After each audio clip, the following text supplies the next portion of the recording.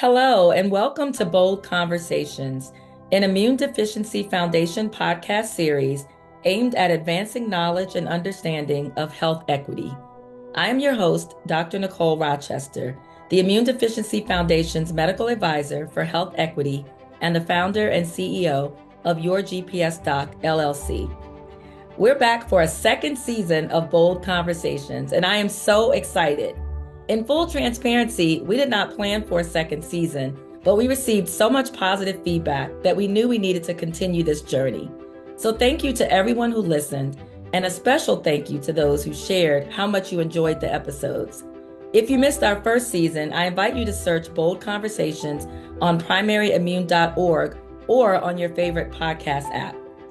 For our new listeners, I want to provide a definition of health equity to ensure we're all on the same page.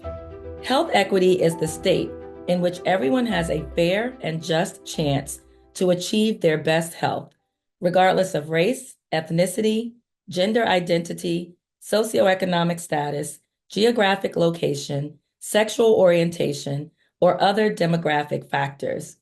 In many ways, it is a goal toward which we have made some progress, but one for which we must continue to strive. So let's get into today's episode. Did you know that your zip code can be a stronger predictor of your health outcomes and life expectancy than your genetic code? Today, we're talking about the social determinants of health, commonly referred to by the acronym SDOH. When we think about what influences our health, our minds often go straight to the healthcare system. We think about whether someone has a primary care provider. Do they go for annual checkups? Do they have health insurance and access to quality health care? Beyond the healthcare system, the next thing we often consider are health-related behaviors. Things like how and what we eat, whether or not we exercise, and whether we engage in activities that limit our best health, such as smoking. A focus on the healthcare system and even on individual behaviors provides an extremely limited view because each of us lives in the context of our communities, and this is where the social determinants of health play out. Social determinants of health are the non-medical factors that influence our health outcomes. They are defined by the World Health Organization as the conditions in which people are born, grow, work, live, and age, and the wider set of forces and systems shaping the conditions of daily life, including economic policies and systems, development agendas, social norms, social policies, and political systems. Studies have demonstrated that the social determinants of health account for anywhere from 35 to 80% of health outcomes. Social determinants of health are divided into 5 domains: economic stability, neighborhood and built environment, social and community context, education access and quality, and healthcare access and quality. And I'm going to talk about each one of these to give you a better understanding. So let's start with economic stability. When we talk about economic stability, we are talking about things like income, employment, expenses, and debt. We know that financial security is a significant predictor of good health. According to Healthy People 2030, in the United States, 11.5% of the population lives in poverty. That's 37.9 million people. Many people can't afford things like healthy foods, healthcare, and safe housing. People with steady employment are less likely to live in poverty and more likely to be healthy, but many people have trouble finding and keeping a job. In addition, people with disabilities, injuries, or chronic health conditions may be limited in their ability to work. Lastly, many people with steady work still don't earn enough to afford the things that they need in order to stay healthy. If we move to neighborhood and built environment, in this category, we're talking about things like housing, transportation, access to parks, playgrounds, and green spaces, walkability, and air quality. The neighborhoods in which we live have a major impact on our health and well-being. Many in the United States live in neighborhoods with high rates of violence, unsafe air or water, and other health and safety risks. Racial and ethnic minorities and people with low incomes are more likely to live in places with these risks. In addition, some people are exposed to things in their workplaces that can harm their health, like secondhand smoke or loud noises. There are interventions and policy changes at the local, state, and at the federal level that can help to reduce these health and safety risks and help to promote health.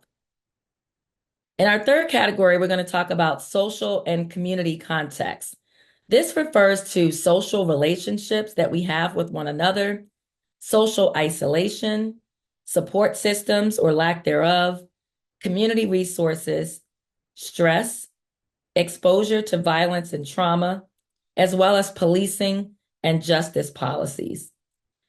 It turns out that our relationships and our interactions with our family, our friends, our coworkers, and our community members can have a major impact on our health and our well-being.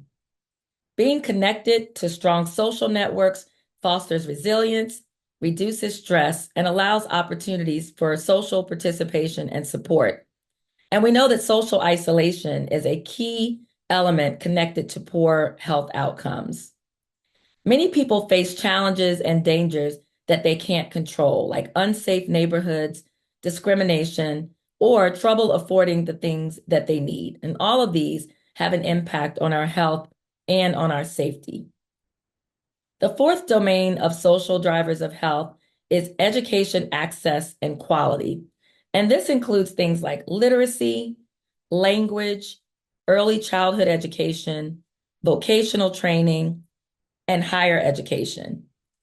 There are numerous studies that show that people with higher levels of education are more likely to not only be healthier, but also to live longer. Access to quality education gives individuals knowledge and skills in order to make informed health decisions. But not only that, when you have quality education, it influences your employment opportunities, how much money you make, social mobility, and other factors that directly impact health outcomes. And these outcomes can persist across generations. We know specifically children from low-income families are less likely to graduate from high school or to go to college, which means that they're less likely to get safe, high-paying jobs, which ultimately influences their ability to afford healthy food, to afford safe and high-quality housing, and to afford to live in neighborhoods that are safe and that have high-quality food and low crime. So you can begin to understand how all of these social determinants or social drivers of health impact the healthcare and our health outcomes. And then last but not least, healthcare access and quality is a driver of our health outcomes. And this is one that we most often think about when we're talking about our health. This includes things like insurance coverage, provider and pharmacy availability, your geographic distance to healthcare facilities, access to linguistically and culturally appropriate and respectful care, and the actual quality of care that you receive. In the United States, even in 2024, there are many people who don't receive the healthcare services that they need. About 1 in 10 people in the US don't have health insurance. And we know that people without health insurance are less likely to have a primary care provider, and they may not be able to afford the healthcare services and the medications that they need. Sometimes individuals don't get recommended healthcare services, like cancer screenings as an example, because they don't have a primary care provider and they lack health insurance. Other times it may be because they're too far away from healthcare providers who offer these services.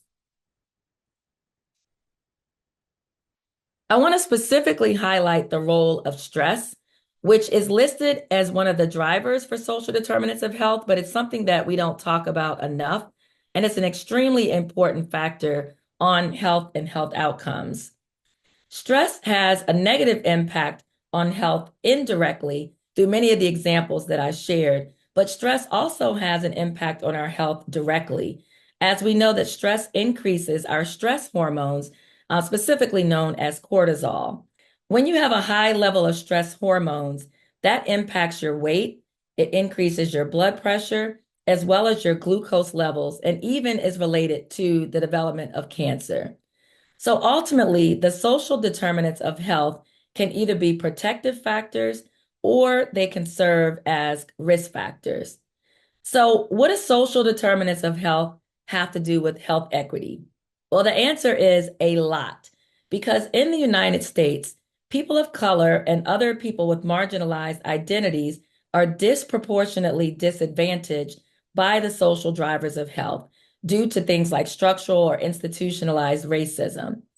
I want to go back and define what structural racism is or institutionalized racism, just to make sure that we're all on the same page. And I like the definition provided by Dr. Kamara Jones. She defines structural or institutionalized racism as the differential access to the goods, services, and opportunities of society by race. It's important to note that structural racism has nothing to do with how we treat each other, but much more to do with policies and practices that hide beneath the surface. As such, it impacts all of the social drivers of health. It includes sexism, so it impacts women. It impacts those with disabilities, as well as members of the LGBTQ plus community. The reality is that we will never eliminate health inequities without addressing social drivers of health. One of the reasons that despite spending more on healthcare per capita than any other developed country, that our health outcomes are so poor in the United States is largely because of social drivers of health.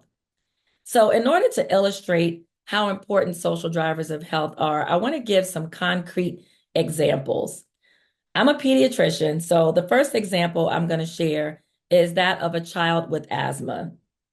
Imagine a 6-year-old little boy who's been to the emergency department 4 times for asthma in the last 6 months. In the prior year, he was hospitalized for asthma. His inhaler often runs out before he is due for a refill. Like most kids, he loves recess, but he's unable to run and play with his friends the way that he'd like to because it may trigger his symptoms. The last time he went to his pediatrician, the pediatrician started to delve into the reasons why the child's asthma is so poorly controlled. And in talking with his mother, the pediatrician found out that in fact they have mold in their apartment. Despite multiple requests to remediate the mold from the parent to the landlord, nothing has been done. On top of that, this child lives in a neighborhood that has lots and lots of pollution from nearby factories. So in this case, prescribing more albuterol or prescribing more medications to treat his asthma are not going to really make a big difference because the solution to this problem is outside of the 4 walls of the hospital or even his pediatrician's office. To make it more relevant to this community, let's talk about an example specific to primary immunodeficiency. Imagine a woman in her 30s with common variable immunodeficiency who receives IVIG. She misses her doctor's appointments fairly frequently and has been labeled non-compliant, which, by the way, is one of the words that I despise the most in healthcare. She works 2 jobs and she has health insurance, but her job only offers a high deductible health plan. She's used up all of her leave during a recent bout with pneumonia and can't afford her bills if she doesn't get a full paycheck. So she's had to miss appointments so that she could actually work. And there are many people in our country who literally are choosing every day between their health and their job, between their health and putting food on the table and paying bills. Because of her high deductible, she has significant challenges affording her medication. She's also been turned away for being late for medical appointments, but she doesn't own a car and she has to take 2 buses, then walk in order to get to her doctor. She wants to be healthy so that she's around to see her 2 children grow up, but she feels like there are so many forces working against her. On top of all of that, she's been experiencing a lot of stress and doesn't have much support, as her parents and siblings live hundreds of miles away. She hasn't been able to build a stable friend network due to work, her poor health, and being busy raising her kids. So hopefully with these two examples, you are beginning to understand how despite having healthcare and access to some of the best care in our country, access to, groundbreaking technology, many patients in our healthcare system are fighting battles that have little to do with their health insurance coverage and everything to do with the jobs that they have, their lack of education, their neighborhoods, and all of the stressors that they face. So these are all the problems. Now let's move to some solutions. What can we actually do about these social drivers of health? And what are things that we can do to improve outcomes for marginalized communities? Well, like everything else, we need to start with awareness. Everything starts with awareness. And so hopefully this podcast episode is a beginning for some of you and maybe a continuation for others along your journey of understanding what the social drivers of health are and how they impact health outcomes. And then, of course, the next steps are actions. So there are some things that I'm going to share here. One thing that we know is a amazing solution for addressing health and healthcare disparities, and specifically social drivers of health, are something called healthcare community partnerships. What we know for sure is that we are not going to be able to solve all of our healthcare problems within the four walls of doctors' offices, clinics, and hospitals.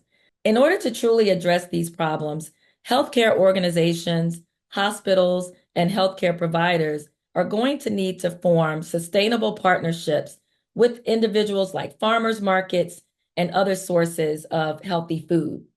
There are some physicians that now prescribe healthy foods as part of their treatment for their patients.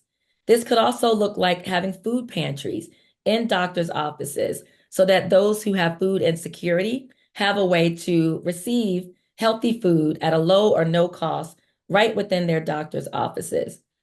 We can also have food pantries in pharmacies, in emergency departments, and in other places where members of the community frequent. In addition to that, we really can't tackle social drivers of health without looking at policies, practices, and legislation. One of the things that has definitely gained influence in both hospitals and outpatient practices is screening for social drivers of health. And in fact, these are increasingly being required by health insurance and even by legislative bodies. And so what that entails is that when you go to your doctor's office for a checkup or for an acute visit, there's a process where you may be screened for social drivers of health, where individuals may ask you about your neighborhood, about your ability to pay for your medications, if you are having any challenges keeping or maintaining your health insurance, if you're exposed to violence, both within your home or household and within your community. And then once we screen for these social drivers of health, ideally there should be a closed loop referral where we identify community resources and then directly refer patients to those resources. Another way to address social drivers of health is to train healthcare providers and support staff to both recognize and mitigate their implicit biases. As mentioned earlier, discrimination and bias and structural racism, as well as interpersonal racism, impact the care that is provided. And so we need to be able to train healthcare providers to both recognize their biases and to mitigate those biases so that they don't impact the care that is provided to people with marginalized identities. Another solution is to actually diversify the healthcare workforce. There are a lot of studies that show that the care that is provided by individuals who look like those in their community is improved, and that the outcomes for those communities are improved when they're cared for by providers who not only look like them, but also share their culture and, in many cases, their language. Other solutions include things like employment programs, career counseling, and high-quality childcare opportunities, things that will help individuals both find and keep high-paying jobs. In addition, social policies that help people pay for food, housing, healthcare, and education have been proven to reduce poverty and improve health and well-being. It's important that we identify and dismantle policies that disproportionately disadvantage groups of people, and that we support interventions that help people get the social and community support that they need, which we know are critical for improving health and well-being. In addition, we need to eliminate food deserts. There are literal neighborhoods in the United States in 2024 that don't have grocery stores at all. There are food deserts in neighborhoods that have corner stores only, where their best chance of getting something to eat are high calorie, calorie dense, and honestly unhealthy food. So we need to have policies to impact that, as well as increased access to affordable housing and an intentional effort to increase green spaces, walkable areas, parks, and areas where individuals can go outside and exercise safely. So, in conclusion, the main thing I'd like to leave you with is that when we see groups of communities or groups of individuals who are unhealthy, our first instinct may be to judge and to say, well, if they just ate better, if they just exercised better, if they just did this or did that. But with a better understanding of the social drivers of health, we can understand that many people are in situations that they did not plan for and that they did not cause. And these are situations that unfortunately create an environment in which it's very difficult to be healthy. No one wants to be sad. No one wants to be lonely. No one wants to be underpaid. And no one wants to be unhealthy. In my opinion, the social drivers of health are a reminder to exercise empathy. It's a reminder to move past our assumptions and judgment and to begin to be part of the solution. I'll leave you with this quote, whose author is unknown. You can't really understand another person's experience until you've walked a mile in their shoes. So hopefully now that we have more information about social drivers of health, we can envision ourselves being in others' shoes. And there's always something that you can do to play a part in improving outcomes for others. So thank you so much for listening, and please be sure to tune into the next episode of Bold Conversations. Until next time.